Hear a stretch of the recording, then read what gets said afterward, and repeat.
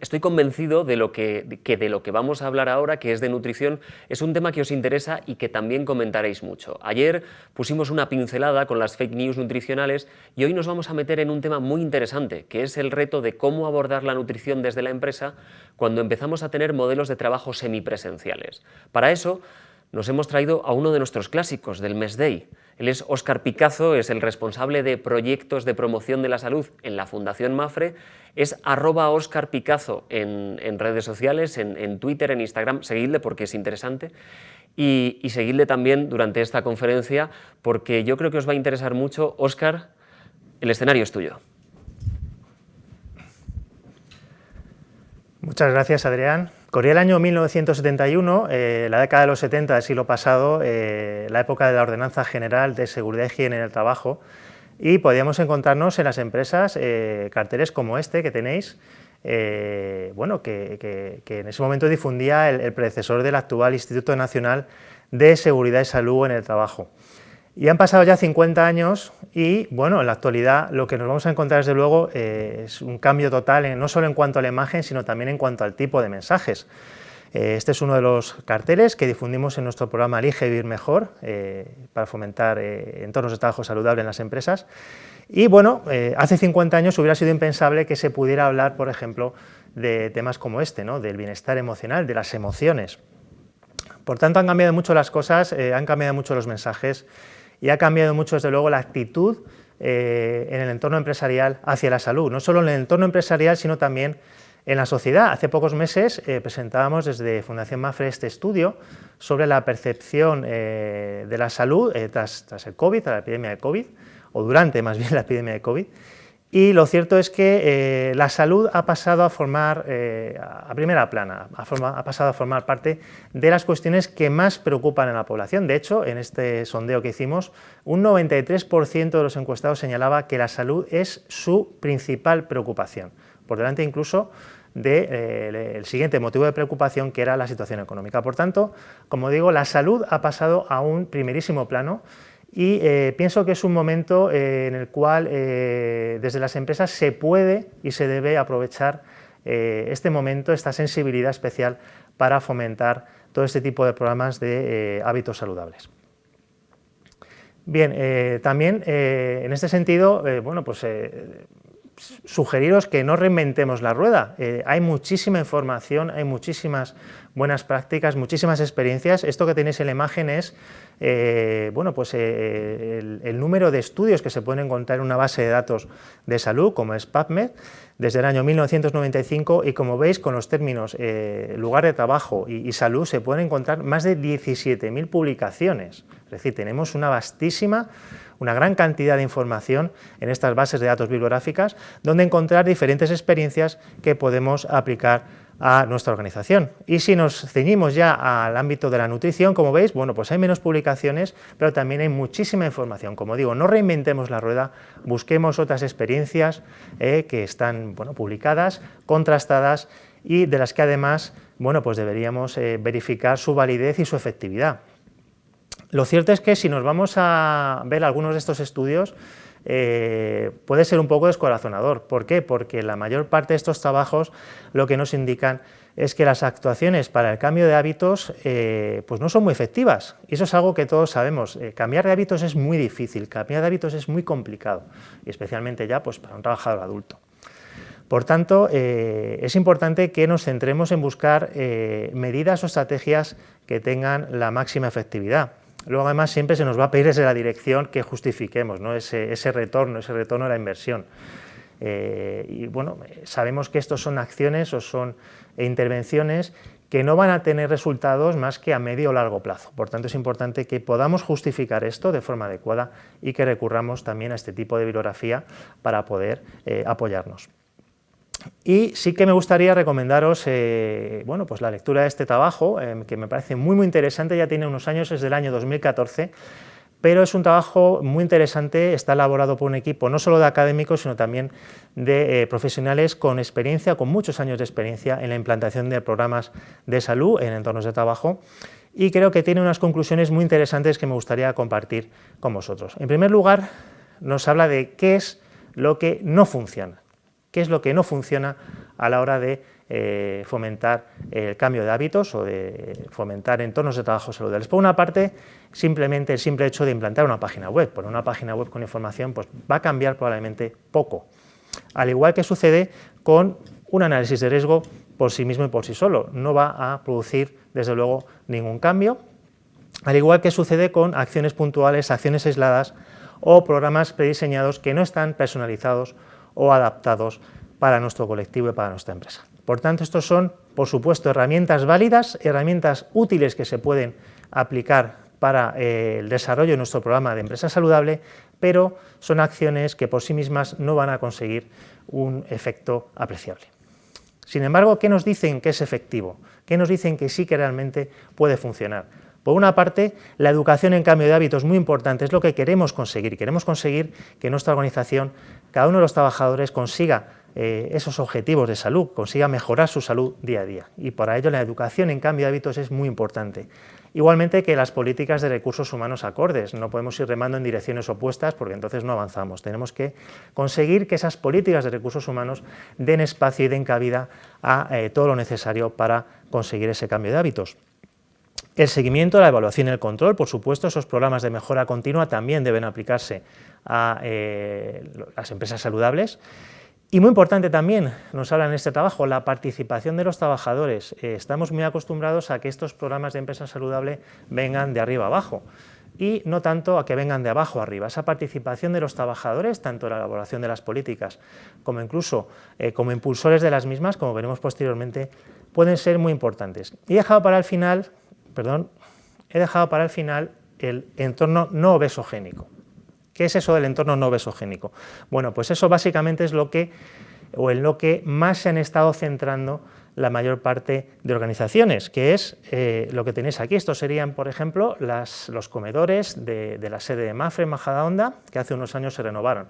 El entorno no obesogénico es básicamente lo que pueden controlar mejor las empresas en sus propias instalaciones, que es ofrecer comida saludable, vending saludable, que la oferta que existe en la propia empresa o que las posibilidades de elección que tengan los trabajadores sean saludables.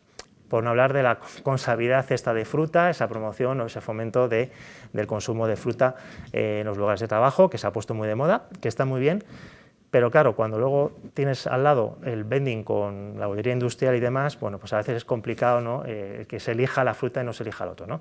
Pero bueno, como digo, básicamente esos entornos, esa intervención en el entorno funciona desde luego, y si limitamos las opciones que tienen los trabajadores a la hora de elegir alimentos a opciones saludables, más o menos saludables, lógicamente esa va a ser una buena intervención. Pero ¿qué pasa?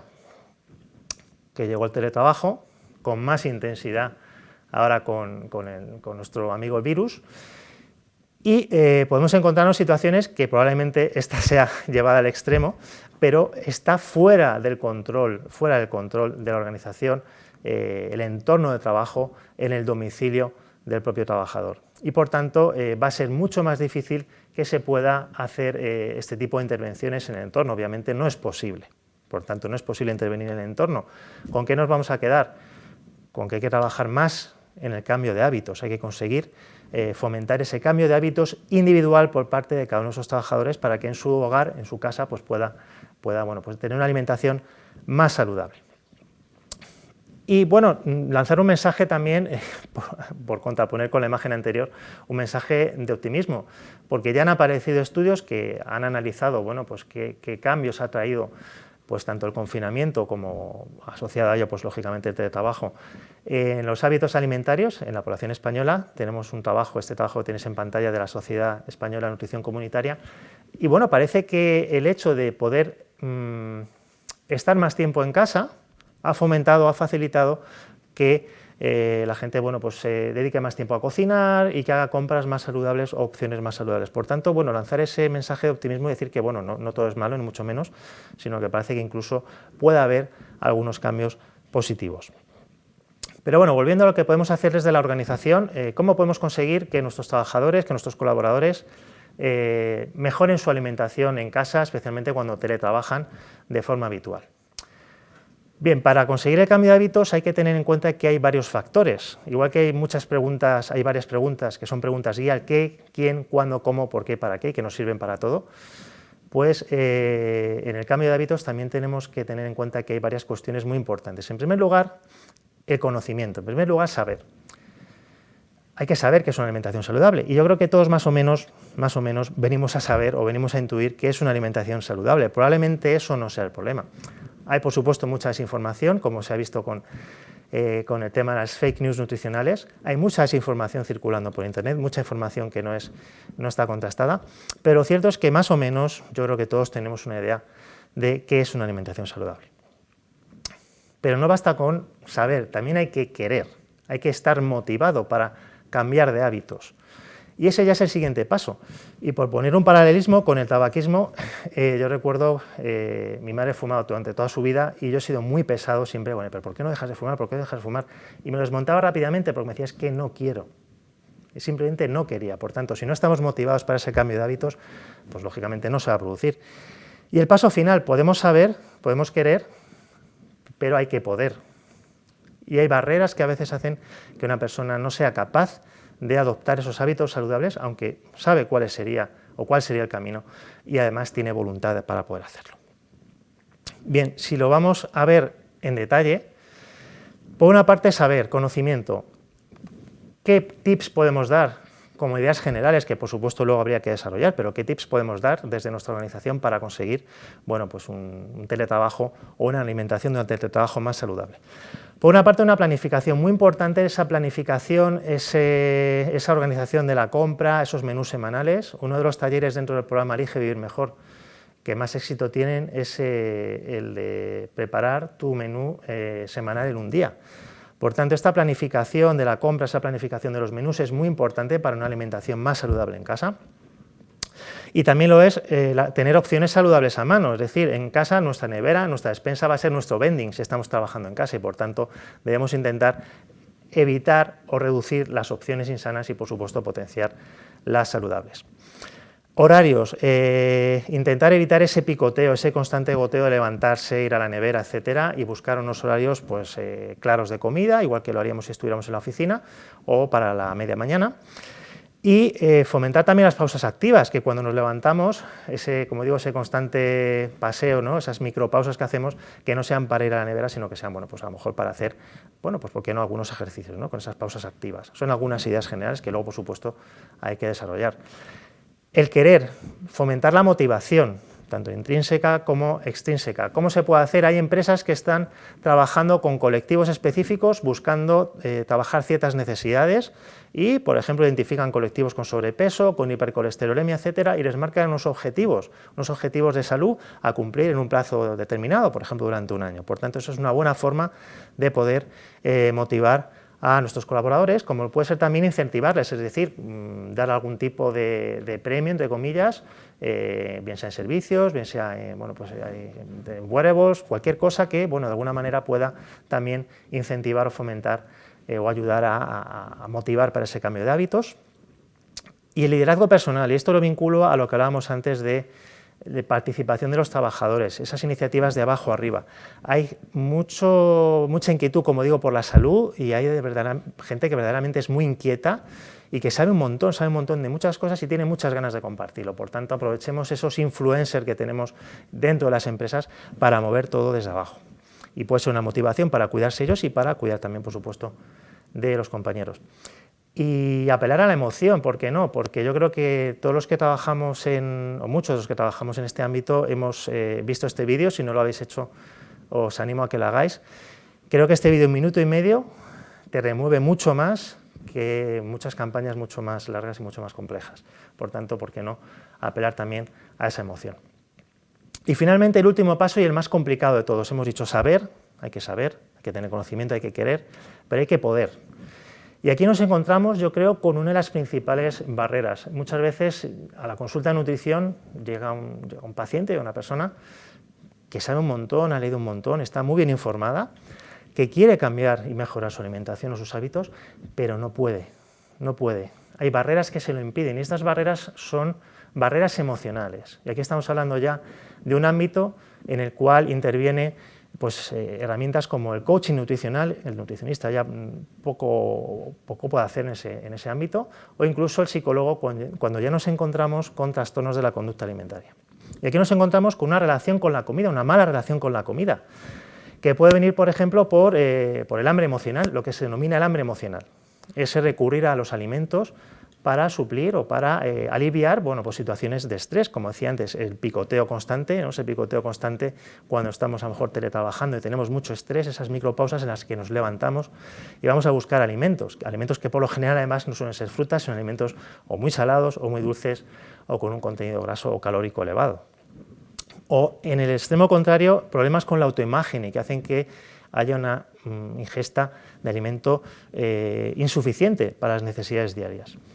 Por tanto, como digo, trabajar esas barreras emocionales desde herramientas como el coaching nutricional, e incluso desde la psicología o equipos multidisciplinares, nutricionistas, psicólogos, que van a poder ayudar en estos casos en los que hay una barrera y una dificultad. Y por supuesto, el vincularlo al bienestar emocional. Cuando hay mucho estrés, cuando hay un malestar, bueno, pues esto dificulta desde luego la adopción de otros hábitos saludables, incluyendo una alimentación saludable.